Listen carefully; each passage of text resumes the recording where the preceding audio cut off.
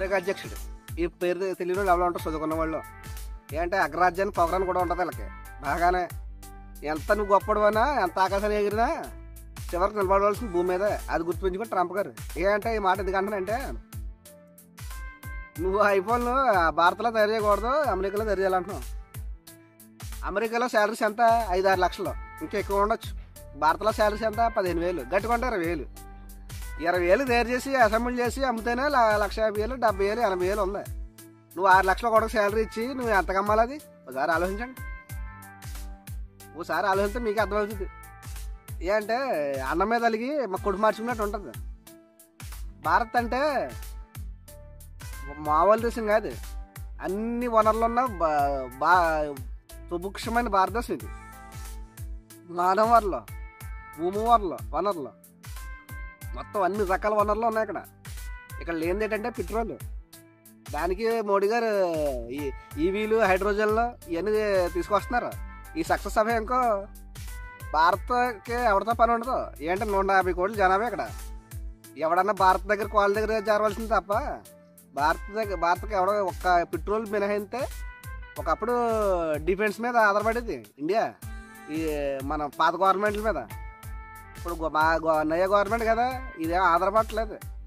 Make in ఇండియాలో చూసారా మన ఆకాష్ ఎలా సక్సెస్లో జరిగిందో అలా ఉంటుంది. మన డ్రోన్స్ అయ్యి మన ఫ్రెండ్స్ ఉన్నారు, ఇజ్రాయిల్, రష్యా, క్లోజ్ ఫ్రెండ్స్. నీకులాగా బయటికి ఫ్రెండ్స్ ఇండైరెక్ట్గా వెనకాల మాకు శత్రువు అని ఉండదు.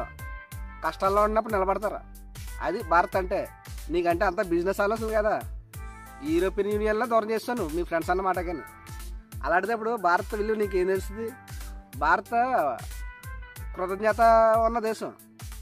ఒకసారి ఫ్రెండ్ అనుకుందంటే ఆ దేశం అప్పుల్లో ఉన్నా, చెప్పుల్లో ఉన్నా, అడిక్కి తిన్నా దేశం నిలబడుతుంది. ఓసారి శత్రువు అనుకుందంటే మళ్ళీ దానికి కష్టం వచ్చినా నిలబడుతుంది. భారత్లో ఇలాంటి గుణం కూడా ఉంది. ఎవడన్నా కొడితే ఆయన దేశంతో. భారత్ అలాగైతే శత్రువునన్నా బాధలో ఉన్నానంటే ఆదుకున్న దేశం ఇది. అలాంటి దేశంలో నువ్వు టారిఫ్లు, ఈ టారిఫ్లు వేసి ఏ విధంగా అమ్మా నువ్వు అసలు నీ దేశాన్ని ఎక్కడ తీసుకెళ్ళాలని నీకు అర్థమవుతుందా? మేము చెప్పాల్సి వస్తుంది నీకు, అమెరికా అధ్యక్షుడికి. ఒకసారి చూసుకోండి మీరు. ఏంటంటే టారిఫ్లు వేసామనుకో, ఒక చైనా మీద వేసామనుకో, వేరే దేశం మీద ఇంపోర్ట్ చేసుకోవచ్చు నువ్వు వస్తువులు. ప్రతి దేశం మీద వేస్తే ఎక్కడి నుంచి ఇంపోర్ట్ చేసుకుంటావు? ఇలా తగ్గించవలసిన పనే ఉంటుంది వాళ్ళకి.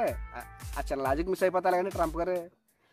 నువ్వు టారిఫ్లు వేసేసావు, నువ్వు జనాలకు అవసరం ఏం అవసరం? వస్తువులు. అప్పుడు ఏదో దేశం నుంచి దించుకోవాలా? ఒక జగ్గు కొంటే ఇక్కడ 5 రూపాయలు.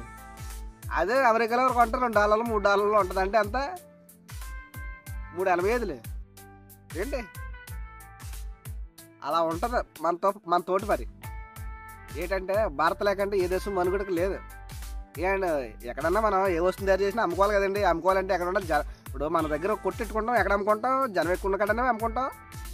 ఎక్కడో నువ్వు ఇంట్లో పెట్టుకుని ఏసీలో పెట్టుకుంటే ఎవడన్నా కొంటాడా? అలాగే నీ సొరికి ఎంత తయారు చేసినా, ఏ దేశం తయారు చేసినా తెచ్చి అమ్ముకోవాల్సిన జనాలు ఉన్న కాడ, చైనా కాడ, ఒక భారత్ కాడ. ఈ ప్రపంచంలో 2 దేశాల దగ్గర జనాభా తప్ప ఏ చేసినారో అంత జనాభా లేరు. పాకిస్తాన్లో 20 కోట్లు ఎంత ఉండొచ్చు. అక్కడికి వెళ్ళి అమ్మలే కదా. అమ్మితే ఎవడ కొన్నాడు ఉండడు, డబ్బు ఉందా దగ్గర. చైనా వాడు అంటే ఆడి వస్తువులు అమ్మాలి తప్ప మీ వస్తువులు ఎవడో కొనడం. ఓన్లీ భారతే కొనాలి. భారత్ కొన్నప్పుడు నువ్వేం చేయాలి? భారత్లో తయారు చేయాలి. నువ్వు తయారు చేయాలంటున్నావు. ఒకప్పుడు అలాగే నువ్వు జీపీఎస్ ఇవ్వలేదు. కార్గిల్ వారప్పుడు నావికి తయారు చేయలేదా? అప్పుడు అటల్ బిహారీ వాజ్పేయి మా ప్రధానమంత్రి గారు. ఇప్పుడు అలాగే నువ్వు ఏమన్నా అనుకో, మాకు పోయిదే ఉండదు. 1 సంవత్సరం 2 సంవత్సరాలు లేట్ అవుతుంది. దాని బాంబు తీసుకొచ్చేస్తాం ఇక్కడికి. ఇస్రో ఉంది, నాసా ఉంది. దానికి రాకెట్ బయట పంపాలంటే ఎంత అవుతుంది? ఇస్రోలో రాకెట్ పంపాలంటే ఎంత అవుతుంది తెలుసు కదా. అదనమాట ఇండియా సత్తా అంటే. మన డిఫెన్స్ ఎక్విప్మెంట్ చూసారు, అన్ని తుస్సుకున్నాయి. చైనా, టర్కీ అంటే భారత డోళ్ళు మన ప్రపంచంలో టాప్ అనుకున్నది మనలాగా. మన ఇండియా ఆకాశమైన జూజీబీ అదవుతుందా? అది ఇండియా టాలెంట్.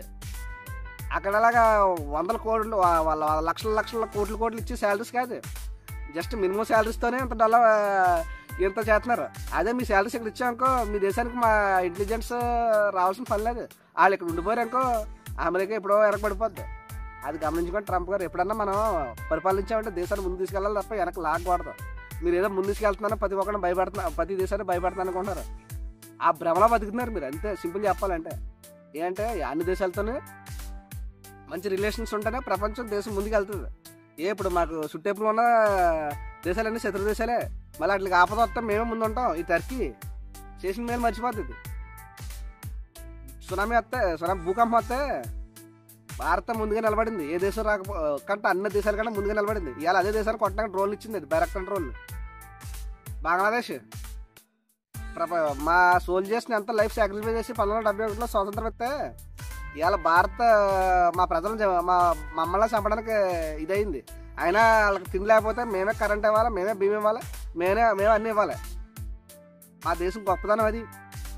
పాకిస్తాన్ అంటారా, ఇంకా చెప్పవసరం లేదు. అలాంటి దేశాన్ని ఇదే దున్నపోతున్నట్టుకుని సముద్రం ఏటి నీదినట్టు ఉంటుంది. అది ఎక్కడ నుంచి ఎంత తెలీదు, ఎలా పోతుందో తెలీదు. ఎప్పుడన్నా నమ్ముకోవాల్సింది దున్నపోతుని కాదు, ఆవుని. ఏంటంటే సాధు జంతువు, దానికి మోసపడుతుంది తప్ప మోసం చేయడం తెలియదు. భారతదేశం కూడా అలాంటిదే. ఏ దేశమైనా భారతదేశాన్ని మోసం చేయాలి తప్ప భారతదేశం ఏ దేశాన్ని ఇప్పుడు వరకు మోసం చేయలేదు, మోసం చేయదు కూడా. ఏంటంటే భారత గడ్డ మీద భూమి మీద నీరు అలాడితే మా సంస్కృతి అలాడితే, మా కల్చర్ అలాడితే. అందుకని ట్రంప్ గారు మీరు ఏదో భారత్లో పెట్టకండి ఫ్యాక్టరీలు అంటున్నారు. అది కాకపోతే కోడి వస్తుంది, లేదా కోడి వస్తుంది. ఏం మహీంద్రా రాలేదా, టాటా రాలేదా? అలాగే ఇలా టెస్లా రాకపోతే మాకు ఏమన్నా నష్టమా? ఈ టెస్లా తోలకపోతే ఇక్కడ మహీంద్రా తోలట్లేదా? ఇవి టాటా ఇవి లేవా? అన్నీ ఇక్కడ ఉంటాయి. మా దేశంలో టెక్నాలజీగా ఎలాగ ఉంటుంది, క్వాలిటీ కూడా అలా ఉంటుంది. డమ్మీ బుష్ క్వాలిటీలు ఉండవు. మన డిఫెన్స్లో చూసుంటారు. ఒక రూపాయి తయారు చేస్తే వస్తువు 10 రూపాయలు రిజల్ట్ ఇచ్చింది. ఎవరిదైనా 10 రూపాయలు వస్తువు తయారు చేస్తే 2 రూపాయల రిజల్ట్ వస్తుంది. ఇక్కడ అలాగే 100% సైకిల్ రేటుతో కరెక్ట్ రిజల్ట్స్ వస్తుంది. అలాంటి భారతదేశం, అలాంటి ఇంటెలిజెన్స్ ఉన్నారు ఇక్కడ. మా భారత ప్రజల వల్లే కదా అమెరికా కూడా ముందుకు వెళ్తుంది. అది మర్చిపోకండి. ఎప్పుడు భారత్ అంటే ఫ్రెండే. ఇజ్రాయెల్ కొన్న తెలియదట్లు మీకు లేవు అనుకుంటున్నాను. మీకు లేవు. ఏంటంటే ఇజ్రాయెల్ తెలుసు. భారత్ ఎప్పుడన్నా కోపంలో ఒక మాట అన్నా కానీ మా భారతే, మా వాళ్ళే, వాళ్ళు ఏమన్నా మేము భారత్ అంటే మాకు ప్రాణం అన్న విధంగానే ముందుకెళ్తారు. అందుకే దేశం ముందుకెళ్ళింది ఆ ప్రపంచంలో సక్సెస్ రేట్లో ఉంది. ఆ దేశం అంటే అందరికి భయం కూడా ఉంటుంది. ఏంటంటే మొసాద్. అలాంటి దేశమే భారత్ నమ్ముతుందంటే మరి మీరు తెలివైన వాళ్ళు తెంగరోళ్ళో తెలుసుకో. రష్యా ఇవాళ రష్యా మీద ఉక్రెయిన్కి సపోర్ట్ చేసి ఎన్ని దేశాలు ఆయుధాలు ఇచ్చే? సుమారు 70 దేశాలు ఇచ్చి ఉంటాయి. ఈ 70 దేశాల ఆయుధాలని అలా తొక్కు పడేసింది. అది ఒకటే దాని ఆయుధాలే, ఒక్క ఆయుధాలే, దాని దేశం ఆయుధాలే. అవుతుందా? మన టెక్నాలజీ మన గొప్ప, అంత గొప్ప ఏం కాదు. చూసుకోండి. ఎప్పుడు మేమే గొప్ప అనుకోకూడదు. మనకంటే తోపులు ఉంటారు. అదవుతుందా?